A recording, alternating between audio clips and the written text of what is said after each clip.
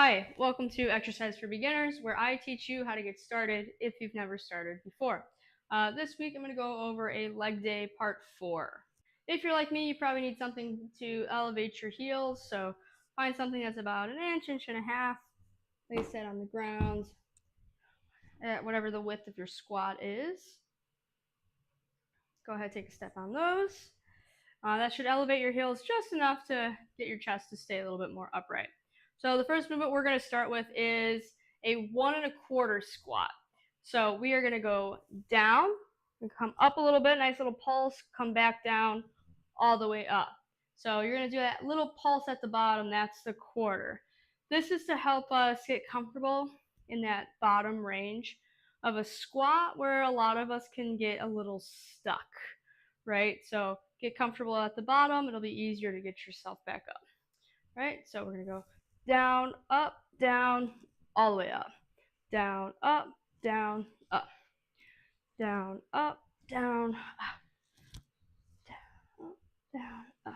So it's just a little pulse, right? We're not coming all the way up out of that squat during that pulse. We're keeping those glutes engaged.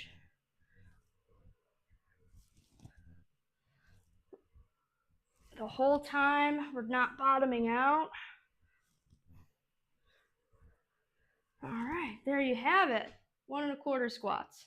Okay, our second movement is going to be a kickstand deadlift or a staggered stance deadlift with a hip rotation.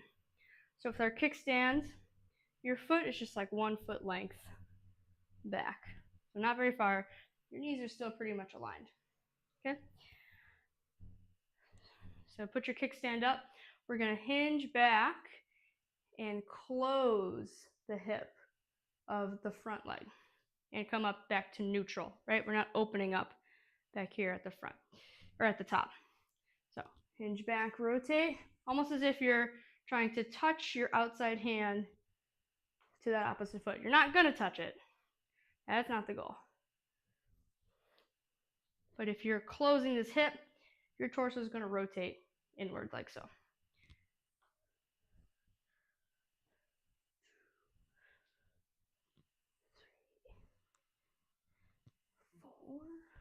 I'll also show you this from the side or from both sides so you can kind of see what that looks like.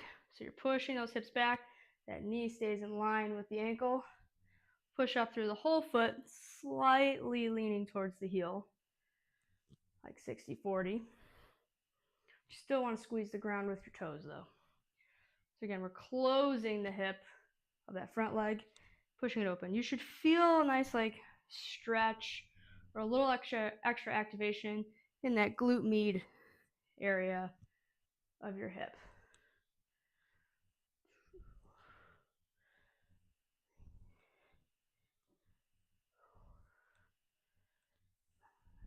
And I'll show you this way as well so you can kind of see what's going on here. Hinge back, almost like you're bringing that hand to the opposite foot. You still want to keep your chest nice and tall as well, right? Sometimes I see people, because it looks like you're leaning towards that foot instead of what's happening, which is like you're closing your hips or your upper body is rotating. People tend to like fold their back and reach. We're not reaching, all right? You want to keep a nice neutral spine still the whole time. Think tall chest. When I tell people tall chest, it automatically puts them in a proper position. So none of this reaching, tall chest. That's all I need you to do. No slouching, tall chest. Hello. And pet the cat. And pet the cat. There we go. She's the best workout buddy of all time, let me tell you. All right. That is your kickstand with a rotation. Okay, the next movement we're going to do is a tough one, but it's really good for you. It's called a Copenhagen plank. This is going to work on the stability and strength of your inner thigh or your adductors. What's tough about these is it can be hard to hold yourself up for the length of time that I'm going to suggest So I'm going to suggest 30 seconds, but if you can't do 30 seconds right off the bat, chop it down to like 3 segments of 10 seconds. You'll accumulate that 30 seconds and that will be your set. Sometimes it's hard for people to get that right off the bat because it can feel like a really aggressive movement, especially since your adductors kind of connect at the groin there. So it can be a little starkly sensitive. So just gauge appropriately. It is good for you, but maybe the first time only do like 10 or 15 seconds at a time and work your way up. So you're going to put your leg, your lower leg, on top of like a coffee table or an ottoman, chair, whatever. I would put it as close to the knee as possible. This is going to give you more support. Okay. With the objective being you eventually only have like your ankle and foot up on the surface. So that's what I'm going to do. But you can have it so that like you're supported all the way up pretty close to your knee, even venturing with like your knee bent, resting on top of whatever surface you're using. So you can go like all the way up here to all the way down here. Just remember, whatever you choose, you want to be very aligned from shoulder to ankle. So I see a lot of bent knees because it's hard. When people are doing this, you want to be straight. Get on the ground and be completely straight. All right? No folded hips, no bent knees, none of this. I want you to look straight down your whole lateral line. All right?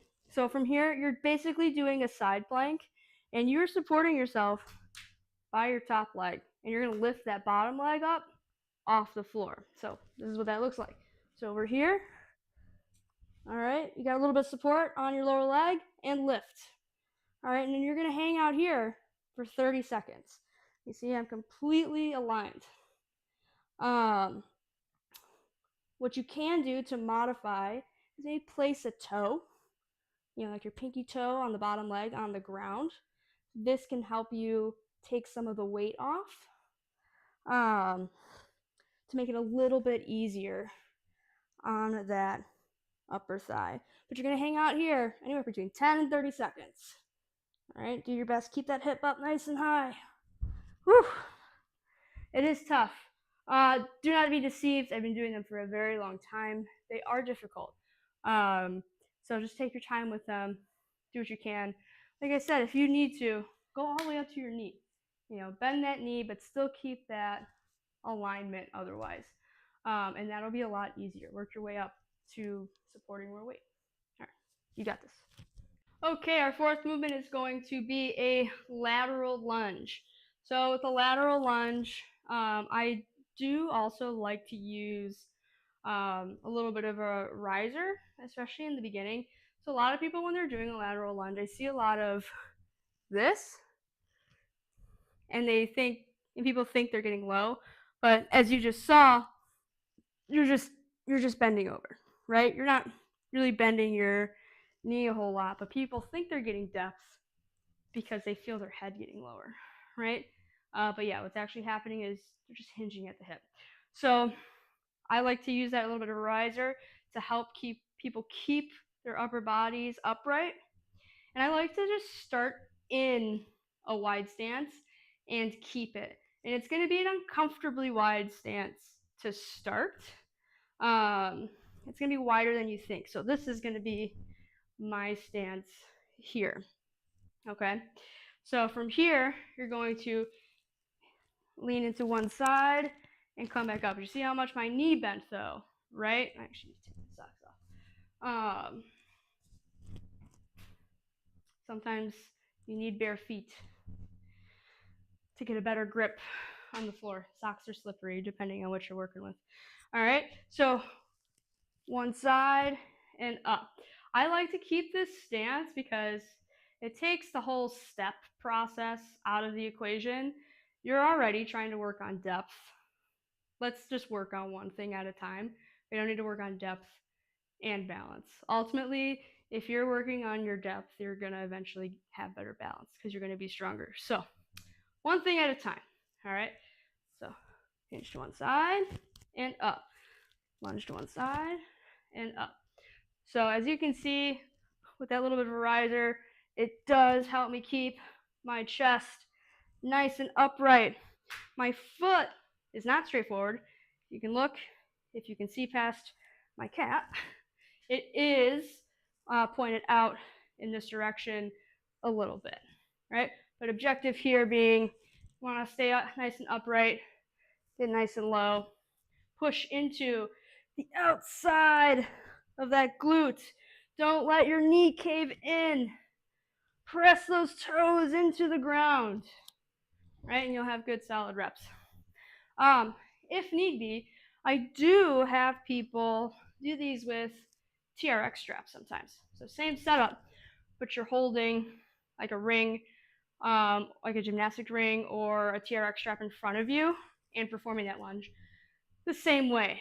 So if you don't quite have the strength yet, you can just pull yourself up with that a little bit so that you can confidently get to the bottom and reach that depth, knowing that you have a little bit of help pulling you back up. So I do suggest that if you need it. Last but not least, we are going to work on a step up. All right, this is going to be like a forward step up. So there are different types of step ups. Forward, if it's controlled, it's going to work that glute and hamstring just a little bit more. Hello, you are in the way. So you want a height, I'd say your baseline height should be 12 inches. All right, if you have like an ottoman, something you feel comfortable that like 12 inches high that is sturdy, I would use that. Otherwise, they're called plyometric boxes online that you can buy that are like 12 inch by 14 inch by 16 inch. So a lot of nice progressive heights there for you to work with, but also not a very large piece of equipment and can be used for other exercises in the future. So I do recommend it. Obviously, it's not required. You can get by with other options that are 12 inches. But I do think 12 inches is a good place to start. It's a little bit more than a stair by a few inches, and I just think it's a good height to work with in the beginning. And then I do feel working your way up to at least 16 inches, which is like twice the height of a stair. In my opinion, if you're thinking longevity-wise, if you could step up twice the height of a stair and basically skip stairs, you're not going to need any help later on. And that's the goal, right? We don't want help later. We all have our pride and our dignity, myself included. All right, so 12 inches or so. We're going to step up. Woo, this is wobbly. And back down. I have a cushy ottoman, so adds a little extra flavor. You're going to step back, nice and controlled. Back, nice and controlled. You should feel it in that glute a little bit more. All right, it is an all over leg exercise, but if you're stepping backwards as opposed to like laterally off to the side, you should feel it in that glute a little bit more. And if you're lucky, you have a built-in motivator every time you come down. All right, that is it for today. Those are your 5 exercises. If you enjoy my content, I do try to post every week. I do my best to get something up there weekly. If you like this stuff, please subscribe to my channel. I do try to cater it towards people who are just starting out, so there's minimal equipment. But like today, sometimes I will, pop in a recommendation. I'm not getting sponsored or anything for crap like that. It's just stuff that I feel as a trainer is good to have as an option around the house. So if you like my stuff, please share with your friends and your family and subscribe to my channel. See you next time.